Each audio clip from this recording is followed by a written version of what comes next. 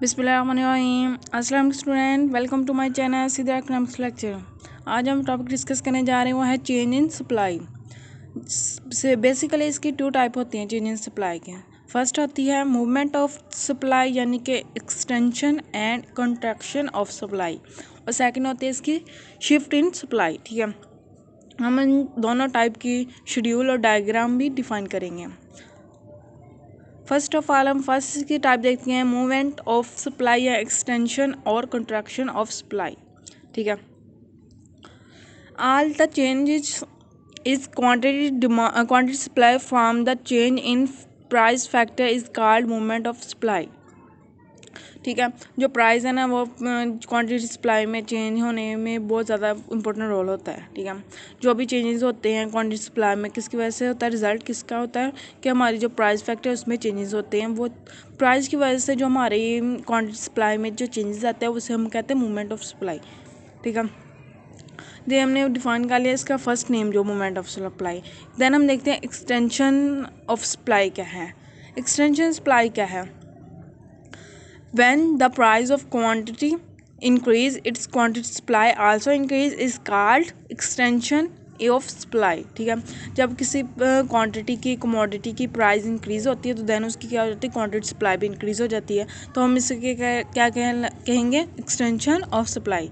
यानी कि हम अगर हमारा क्वांटिटी सप्लाई बढ़ेगा इंक्रीज़ होगा तो हम उससे एक्सटेंशन करेंगे कि हमारी सप्लाई में एक्सटेंशन हुआ है। एक्सटेंशन का मतलब ये होता है कि बढ़ना, इंक्रीज़ होना। ठीक है, देन हमारा सेकंड नेम है इसका कॉन्ट्रैक्शन ऑफ सप्लाई। कॉन्ट्रैक्शन क्या है, इसका ऑपोजिट है। ठीक है, when the price of commodity decrease the quantity supply is it's also decrease is called contraction of supply. यानी कि इसके उलट है एक्सटेंशन के, कि जब हमारी किसी भी क्वांटिटी की प्राइस कम होती है तो उसकी क्या होती है, सप्लाई भी कम हो जाती है। तो देन हम इसे क्या कहेंगे, कॉन्ट्रैक्शन ऑफ सप्लाई। ठीक है, देन हम इसके जो चेंजेस होते हैं प्राइस की वजह से चेंजेस होते हैं सप्लाई में, उसे हम ग्राफिकली देखते हैं कि प्राइस कितनी चेंज होने की वजह से हमारी क्वांटिटी सप्लाई में क्या डिफरेंस आता है, क्या फ़र्क पड़ता है, हम उसे ग्राफिकली देखते हैं, सॉरी टेबल के थ्रू। हमने पी हमारी यहाँ पे प्राइस है, क्यू है, एक्स हमारा क्वांटिटी है, किसी भी क्वांटिटी सप्लाई है ये कमोडिटी एक्स की, एक्स यहाँ पे कमोडिटी को शो कर रहा है, और पी एक्स यानी कि कमोडिटी एक्स की प्राइस है। यहाँ पे जब हमारी प्राइस 1 थी तो हमारी क्वांटिटी सप्लाई 2 थी, यानी कि 1 पे 2 क्वांटिटी सप्लाई थी। जब हमारी प्राइस बढ़ी 1 की बजाय 2 होगी तो हमारी क्वांटिटी सप्लाई क्या होगी, बढ़ गई, 2 की बजाय 4 होगी। ठीक है, देन हमारी फिर से प्राइस बढ़ी तो हमारी प्राइस 2 से 3 होगी तो हमारी क्वांटिटी सप्लाई 4 से 6 होगी। देन अगेंस्ट बढ़ी हमारी प्राइस 3 से 4 और हमारी क्वांटिटी सप्लाई 6 से 8 होगी। ठीक है, ये क्या हो रहा है, एक्सटेंशन हो रहा है हमारी सप्लाई में। ठीक है, इसके उलट हमारा क्या था, कॉन्ट्रैक्शन। कॉन्ट्रैक्शन में आप उलट ले ली कि पहले 4 थी तो हमारी क्वांटिटी सप्लाई 8 थी, जब हमारी प्राइस कम हुई 4 की बजाय 3 होगी तो हमारी क्वांटिटी सप्लाई 8 की बजाय 6 होगी। तो देन हमारी और प्राइस कम हुई 3 से 2 होगी तो हमारी क्वांटिटी सप्लाई 6 के 4 होगी, यानी कि इसका उलट, तो वह होगा कॉन्ट्रैक्शन। देन हम इसे क्या कहते हैं, शेड्यूल को डायग्रामेटिकली देखते हैं। हमने एक्स एक्सिस पे हमेशा ऑलवेज क्वांटिटी सप्लाई रखनी है और वाई एक्सिस पे हमने प्राइस रखनी है। ठीक है, फर्स्ट हमारा क्या है, 1 प्राइस है और 2 क्वांटिटी सप्लाई है, 2 क्वांटिटी सप्लाई और 1 प्राइस। देन हमारी क्वांटिटी सप्लाई 4 है और प्राइस 2 है। देन हमारा क्वांटिटी सप्लाई 6 है और प्राइस 3 है, और क्वांटिटी सप्लाई 8 और प्राइस 4 है। देन हमने पॉइंट को मार्क कर लेना है, जिस पॉइंट पे ये मिला है तो हम तमाम पॉइंट पे एक लाइन ड्रॉ कर लेनी है जो एक्सेस को शो कर रही है, तो हमारा सप्लाई कर्व है। अगर हमारी प्राइस यानी कि क्वांटिटी सप्लाई बढ़ेगी तो हमारा कर्व ऊपर को मूव होगा, तो जो ऊपर का कर्व होगा वो हमारा क्या होगा, एक्सटेंशन, यानी कि बढ़ने, हमारी प्राइस के बढ़ने से हमारी क्वांटिटी सप्लाई बढ़ेगी तो ग्राफ यहाँ पे बनेगा। ठीक है, तो हमारा एक्सटेंशन होगा। अगर हमारी प्राइस के कम होने से हमारी क्वांटिटी सप्लाई भी कम होती है ना, तो वो हमारा कौन सा होगा, ग्राफ, एक कॉन्ट्रैक्शन, तो हमारा नीचे बनेगा। ठीक है, देन हम इसके सेकंड टाइप की तरफ आते हैं, shift in supply. Shift in supply क्या है, उसमें मूवमेंट ऑफ सप्लाई क्या था कि हमारी प्राइस की वजह से जो भी चेंजेस आते हैं क्वांटिटी सप्लाई में वो हमारा आता है मूवमेंट ऑफ सप्लाई। देन हमारा सेकंड टाइप हुआ है शिफ्ट इन सप्लाई। यहाँ पे प्राइस की वजह से नहीं आनी, इसी वजह से हम निपटते हैं अभी। There are so many other factors like cost of production, technology, climate situation, political situation, taxation policy, price of substitute, etc. यानी कि उन्होंने क्या, प्राइस के अलावा भी बहुत सारे फैक्टर हैं जो किसी भी क्वांटिटी सप्लाई को अफेक्ट करते हैं। लाइक कॉस्ट ऑफ प्रोडक्शन, यानी कि कॉस्ट ऑफ प्रोडक्शन क्या होती है, अब जब हम कोई भी चीज़ बनाते हैं, कोई भी चीज़ आप बनाते हैं उसमें कोई ना कॉस्ट रहता है, कोई ना कोई उस पर क्या कहते हैं खर्चा तो आता ही है, तो वो भी इफेक्ट करता है। अगर उस पर कम कॉस्ट ऑफ प्रोडक्शन है तो हम ज़्यादा कर देते हैं प्रोड्यूस, क्योंकि हमें चीप पड़ती है, सस्ती पड़ती है। अगर अब उस पर ज़्यादा कॉस्ट ऑफ प्रोडक्शन आएगी तो हम कम प्रोड्यूस करेंगे। देन आता है टेक्नोलॉजी। आप कोई भी चीज़ बना रहे हैं, उसकी न्यू टेक्नोलॉजी आई हुई है तो आप इजीली वो चीज़ बना सकते हैं, ठीक है। अगर उसकी टेक्नोलॉजी ना न्यू आई हो तो ठीक है, तो आप इजीली नहीं बना सकते, तो आप उस चीज़ को ज़्यादा प्रेफर नहीं करेंगे। अगर उसकी टेक्नोलॉजी न्यू है तो आप उसको प्रेफर करेंगे कि आप ये चीज़ बनाएंगे। देन आता है क्लाइमेट सिचुएशन। क्लाइमेट सिचुएशन क्या होता है कि माहौल के एतबार से, या माहौल जैसा हो, जैसे ये होता है ना सर्दियों में हम क्या करते हैं, गर्म कपड़े पहनते हैं, गर्मियों में हम क्या कहते हैं हल्के कपड़े पहनते हैं, ठीक है। ये क्या माहौल के एतबार से इनकी चीज़ों की सप्लाई होती है। क्या आप उस सर्दियों में गर्मियों वाले कपड़े तो नहीं सेल आउट कर सकते, उनकी तो नहीं सप्लाई कर सकते, तो इस तरह माहौल के एतबार से भी उनकी जो सप्लाई में चेंजेस होते हैं। यानी पॉलिटिकल सिचुएशन और टैक्सेशन पॉलिसी क्या होती है कि जो भी गवर्नमेंट है उसने अगर किसी भी चीज़ पे ज़्यादा टैक्स लगाया है तो उनकी प्राइस क्या बहुत ज़्यादा बढ़ जाती है, तो लोग उनको चीज़ को प्रेफर नहीं करते, ठीक है। तो वो उन चीज़ों को कम प्रेफर करते हैं, तो उनकी निस्बत जिन पे कम टैक्स हो, तो जो चीज़ बना रहा तो उनकी सप्लाई भी इस पर डिटरमाइन करते हैं कि जिन पे ज़्यादा वो लगे टैक्स, तो लोग क्या कहते हैं उनकी ज़्यादा क्या कहते हैं प्रोड्यूस नहीं करते, सप्लाई उनकी ज़्यादा नहीं करते। और हमारा लास्ट है price of substitute. Price of substitute क्या है, सब्सिट्यूट क्या होता है, मतलब होता है नेमोल बदल। यानी कि आप कोई भी चीज़ है आपके पास, आप कोई भी चीज़ बना रहे हैं तो आपने बेशक अपनी प्राइस में कोई चेंज ना किया हो, लेकिन कि जो आपकी जो सब्सिट्यूट है, जो आपका नेमोल बदल है, उसकी प्राइस में चेंज होने की वजह से आपकी जो सप्लाई में चेंज होगा। यानी कि अगर वो प्राइस उसकी कम होगी है तो आपकी जो सप्लाई वो ऑटोमेटिकली कम हो जाएगी, क्योंकि लोग उसकी तरफ शिफ्ट होना शुरू हो जाएंगे, ठीक है। Which can be change in the supply of commodity while price remain constant. यानी कि इनकी वजह से जो भी चेंजेस होगी वो हमारी सप्लाई में, वो हमारी शिफ्टिंग सप्लाई होगी, और हमारा जो प्राइस होगा वो प्राइस हमारा कांस्टेंट होगा। Then the change in quantity supply of the commodity due to change in the above mention factor at constant price called shift in supply, ठीक है। उन्होंने कहा कि अगर हमारी प्राइस कांस्टेंट और हमारी जो मेंशन किए हुए हैं ये वाले जो हमारे फैक्टर, इनकी वजह से हमारी जो क्वांटिटी सप्लाई में चेंजेस आए वो हमारा होता है change in supply, shift in supply, sorry, ठीक है। बेसिकली इसकी टू टाइप होती हैं, फॉल इन सप्लाई और राइज इन सप्लाई, ठीक है। देन हम फर्स्ट टाइप की तरफ आते हैं, fall in supply. Fall in supply में बेसिकली टू सिचुएशन होती हैं, फर्स्ट सिचुएशन और सेकंड सिचुएशन। फर्स्ट सिचुएशन इसकी क्या होती है, when the price remain constant and quantity supply decrease due to other factor. यानी कि हमने क्या करना है, यहाँ पे मेन इन्होंने मेंशन क्या किया हो कि हमने क्या करना है, हमारी जो प्राइस है उसे हमने कॉन्स्टेंट रखना है, ठीक है। फॉल इन सप्लाई में हमारा फर्स्ट सिचुएशन में क्या होता है कि हमारी जो प्राइस क्या है कॉन्स्टेंट रहेगी और हमारी क्वांटिटी सप्लाई डिक्रीज होगी, फॉल होगी ड्यू टू अदर फैक्टर मैंने अभी आपको मैंशन किए हुए हैं कि cost of production, technology, climate situation, political situation, taxation policy, price of substitute, ठीक है। इनकी वजह से हमारी जो प्राइस है वो प्राइस कह रही हूँ क्वांटिटी सप्लाई वो कम हो जाए, तो वो हो गई first situation fall in supply में, ठीक है। फर्स्ट सिचुएशन का हम इसे क्या कहते हैं शेड्यूल के जरिए एक्सप्लेन करते हैं। हम जो पी से प्राइस को शो किया कि वैसे क्वांटिटी को शो किए हुए। जब हमारी प्राइस हमने क्या कहा है कि हमारी प्राइस क्या रहेगी, प्राइस कांस्टेंट, ठीक है। हमारी प्राइस कांस्टेंट है, आप कोई भी पॉइंट ले रहे हैं, हमने 6 लिया हुआ, 6 हमने कांस्टेंट का मतलब होता है एक जैसी, एक ही रखनी है, उसे चेंज नहीं करना, ठीक है। हमारी क्वांटिटी सप्लाई क्या हो रही है, हमारी क्वांटिटी सप्लाई डिक्रीज़ हो रही है, तो हमारी क्वांटिटी सप्लाई डिक्रीज़ हो गई है 6, 4, 2, यानी कि ये कम ही हो रही है ना, ठीक है। तो हमने इसे अपने हिसाब से आप कोई भी नंबर ले सकते हैं, ज़रूरी नहीं आपने 6 से यहाँ पे लेना है, यहाँ पे 6 से ही शुरू करना है, आप कोई भी पॉइंट नंबर ले सकते हैं। ठीक है, हमने बस क्या शो करना है, हमने प्राइस को फिक्स रखना है, एक ही प्राइस रखनी है और हमारी क्वांटिटी सप्लाई से कम करना है। ठीक है, देन हम इसे ग्राफिकली देखते हैं। हमने एक्स एक्सिस पे यहाँ रखे हैं क्वांटिटी सप्लाई और वाई एक्सिस पे प्राइस। ठीक है, हमारी प्राइस क्या है, 6 है, हमने 6 ही रखनी है, एक ही प्राइस। हमारी 2 पे भी 6 प्राइस, 4 पे भी 6 प्राइस और 6 पे भी 6 प्राइस। ठीक है, हमने अब नंबर ड्रॉ कर देने हैं कि फर्स्ट क्या था हमारा 6 क्वांटिटी सप्लाई और 6 से प्राइस, तो देन इसे पॉइंट ए का नाम दे दिया। देन 4 क्वांटिटी सप्लाई और 6 प्राइस, हमने इसको बी का नाम दे दिया।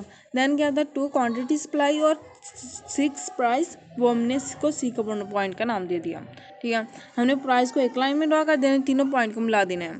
ठीक है, देन हमने जितने पॉइंट हमने लगाए ना यहाँ पे ए बी सी, इस पर एक अलग अलग हर एक अलग अलग सप्लाई कर्व बना देना है। सप्लाई कर्व बनाना है हमने एक्स एक्सिस, हमने सप्लाई को एक्स ऐसे से शो करते हैं ना। ठीक है, तो हम अगर तीनों में अगर ऐसे ऐसे लगा देंगे तो क्या डिफरेंस लगेगा, तो इसलिए हमने डिफरेंस के लिए इस पर बार लगाना है।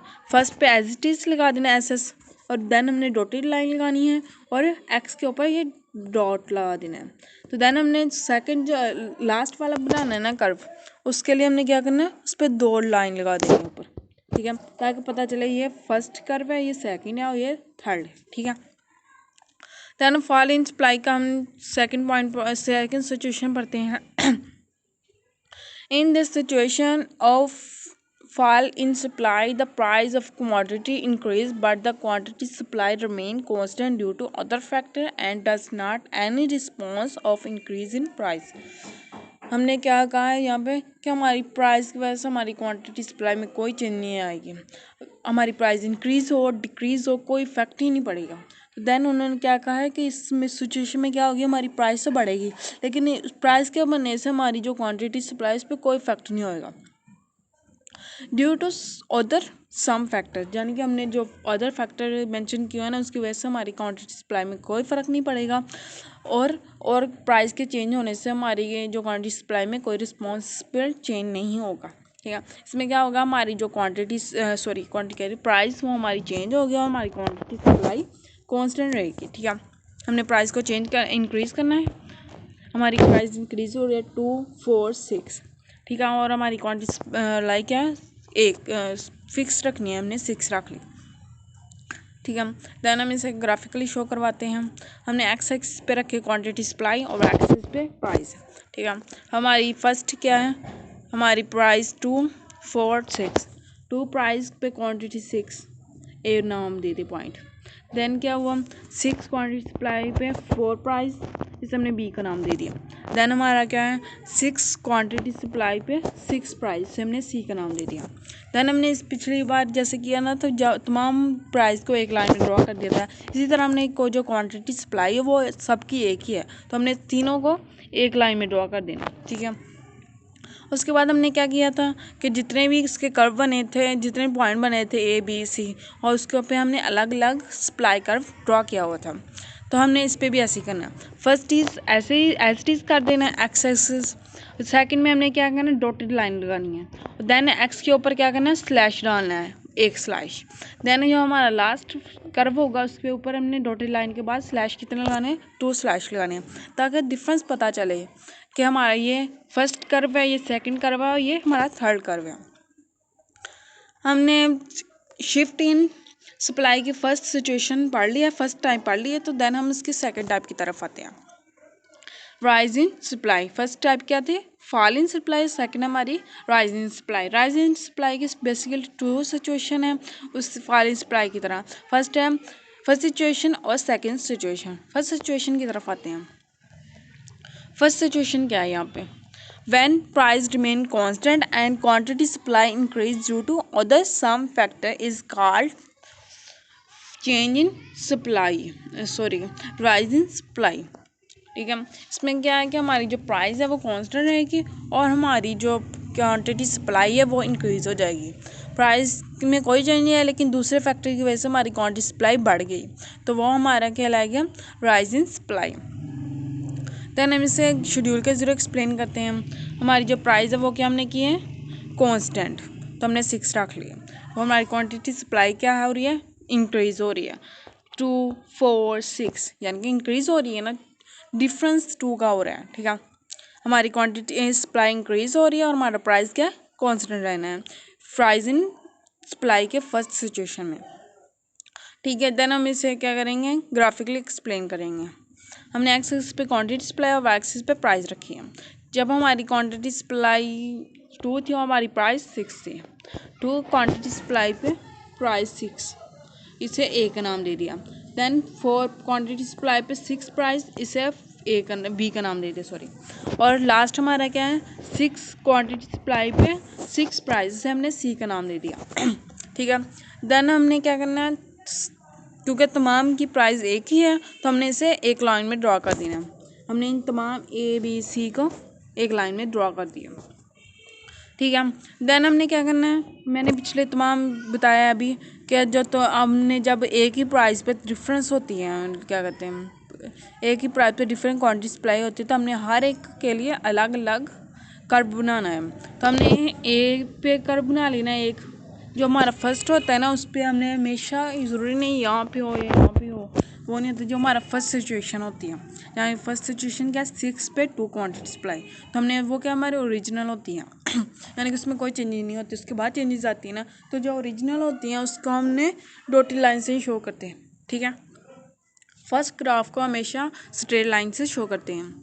तो हमने लाइन ड्रॉ कर दी जिसे हमने एक्स एक्सिस का नाम दे एस एस का नाम दे दिया। ठीक है, देन हमारा कर्व वी है, उस पर हमने क्या करना है, डॉटेड लाइन से शो करना है और उसके ऊपर जो एस के ऊपर है उसके ऊपर स्लैश डालना है, 1 स्लैश।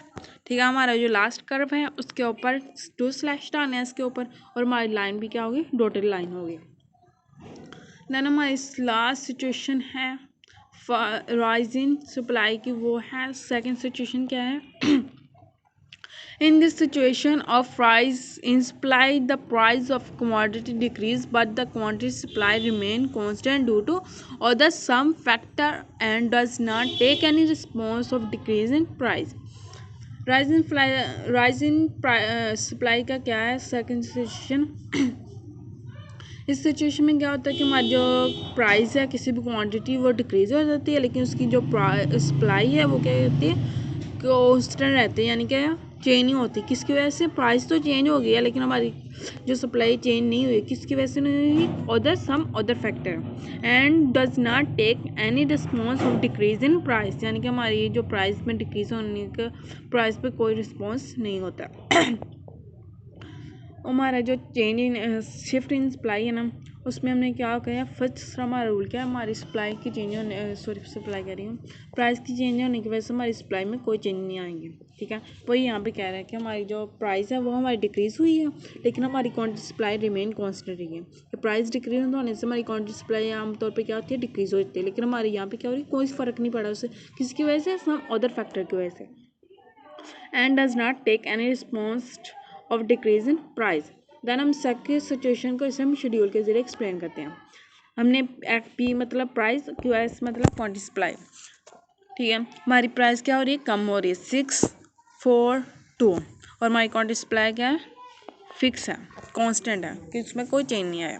कि हमने उस जैसे हमने डेफिनेशन दी उसके अकॉर्डिंग हमने शेड्यूल बना लिया। देन हम इसको ग्राफिकली एक्सप्लेन करते हैं। पर एक्सिस पे हमने रखना प्राइस और एक्स एक्सिस पे हमने रखनी क्वांटिटी सप्लाई। ठीक है, हमारी फर्स्ट पॉइंट क्या है, 6 क्वांटिटी सप्लाई पे 6 प्राइस, 6 क्वांटिटी सप्लाई पे 6 प्राइस। देन क्या हमारा 6 क्वांटिटी सप्लाई पे 4 प्राइस, 6 क्वांटिटी सप्लाई पे 2 प्राइस। देन हमने तमाम को पॉइंट के नेम दे देनी ए बी सी, और हमने इन तमाम को एक लाइन में ड्रॉ कर देना, और उसके बाद जो हमने पॉइंट के नाम दिए ना ए बी सी, इसको तमाम को अलग अलग इसके सप्लाई कर्व ड्रॉ कर देने हैं। फर्स्ट को हमने क्या करना है, उसको डॉटेड लाइन नहीं बनानी, और हमने एस एस का नाम दे दिया सप्लाई कर्व। उसके बाद हमने सेकंड जो कर्व होगा उसके डॉटेड लाइन से शो करना है, और उसके एस के ऊपर एक एक स्लैश देनी, और हमारा लास्ट जो कर्व होगा उसको भी हमने डॉटेड लाइन में शो करना है, उसके ऊपर कितनी स्लैश डालनी है, 2 स्लैश डालनी है। ठीक है, ये अपने हमेशा माइंड में रखें। जो फर्स्ट अपनी सिचुएशन होती है ना, यहाँ पे फर्स्ट सिचुएशन ये है 6 ठीक है, उसको हमेशा डॉटेड लाइन से शो नहीं करवाते। ठीक है, आई थिंक आपको समझ आ गया कि चेंज इन सप्लाई क्या है और मूवमेंट ऑफ सप्लाई और change in supply shift in supply में क्या डिफरेंस है। Thank you so much. Please subscribe my channel, like and share my video. Thank you so much.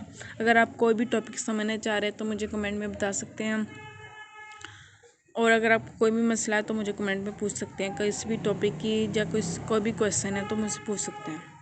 Thank you so much.